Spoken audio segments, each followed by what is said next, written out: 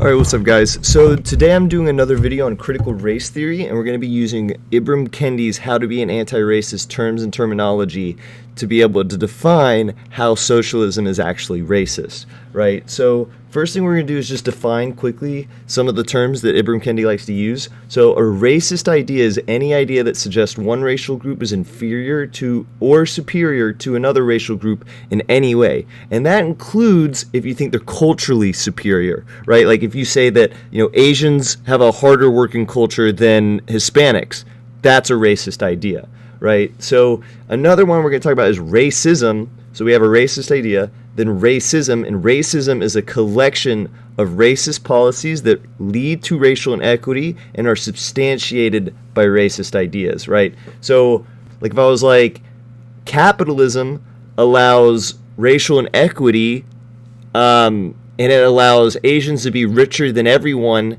because they're harder workers. That is racism, right?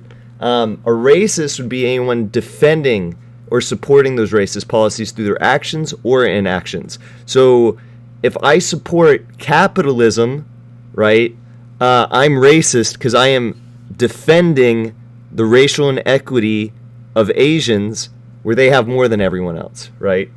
And so a racist policy is any measure that produces or sustains racial inequity. So, for example, in capitalism, you're allowed to own your own business, and you're allowed to make all the profits off of your own business.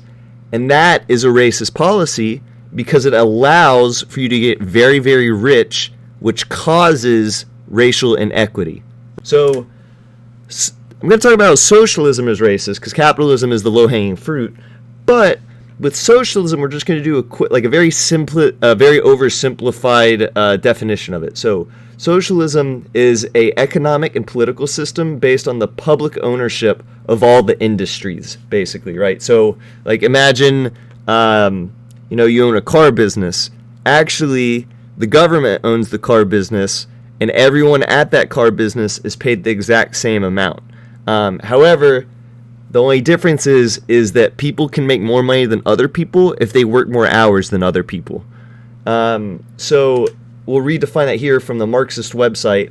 So you can see here off the Marxist website down the bottom right, it says he who works more and better also receives more. So in socialism, you're not paid based off of what you need. You're based off the quantity and quality of work that you produce, right? We can see that being reemphasized here, that thus wages in socialist economies are the monetary expression of the workers' share in that portion of the social product, which is paid out by the state to workers by hand or brain in accordance with the quantity or the quality of each worker's labor.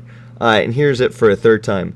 The source of individual wages of the workers engaged in socialist production is the product created for themselves and distributed according to work. So in a socialist society, you're going to get paid more the more you work, right? So we're going to do a very simplistic hypothetical of a socialist society. So say you live in a society where no matter the industry that you work, everybody makes $15 an hour, right? So we see, even now, in racial groups large disparities in wealth because there are large cultural differences usually between different racial groups. So we see that Asians are at the top of the economic bracket of wealth inequality here in the United States. They make more than whites, blacks, Hispanics, everyone. And that's due to they have a very hard-working culture, right? So in this socialist society that we're talking about, it would not be weird to think that, Asians are going to be working more hours than most people, since on average, they do. So let's say in this hypothetical socialist society, Asians on average are working $60 or 60 hours a week.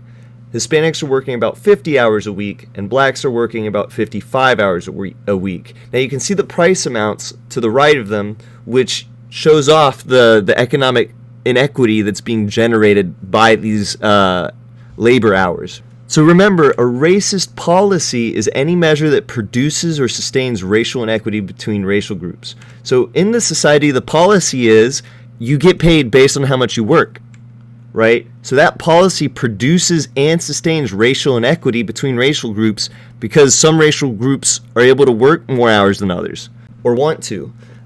So that policy sustains racial inequity. And on top of that, remember, a racist is anyone that supports these policies through their actions or inactions. So if you defend being paid based on the hours that you work, you are racist because you're defending those racial inequities that are created by those racist policies. And remember, a racist idea, right, is any that suggests one racial group is inferior or superior to another racial group in any way. So if you were to say, well, Asians work harder, like they have a harder working culture than Hispanics, that's a racist idea. And that is the answer to why this racial inequity is occurring in the socialist society.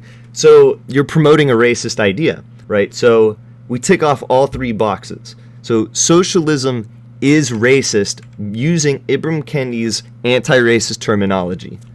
So just as a bonus, what would be the anti-racist thing to do in this situation? And to be anti-racist, we have to reduce racial inequity. So for us to be able to erase racism, we have to make sure that everyone is making the same amount of money, so there would be no racial inequity and therefore no racism. So the anti-racist thing to do here would be to pay everyone the same amount regardless of how many hours they work. That's the only way you can completely eliminate racial inequity.